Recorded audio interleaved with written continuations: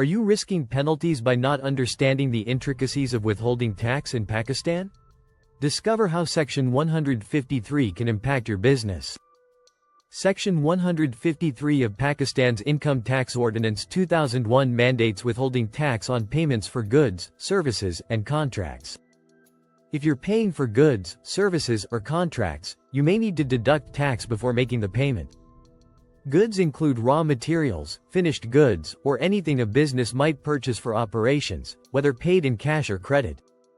Services cover payments to professionals like accountants, architects, and lawyers, excluding employees.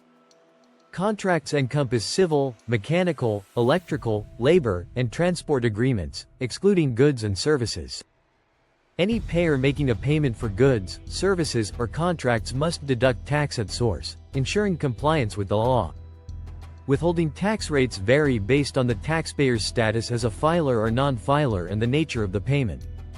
Exemption thresholds exist, such as Rs.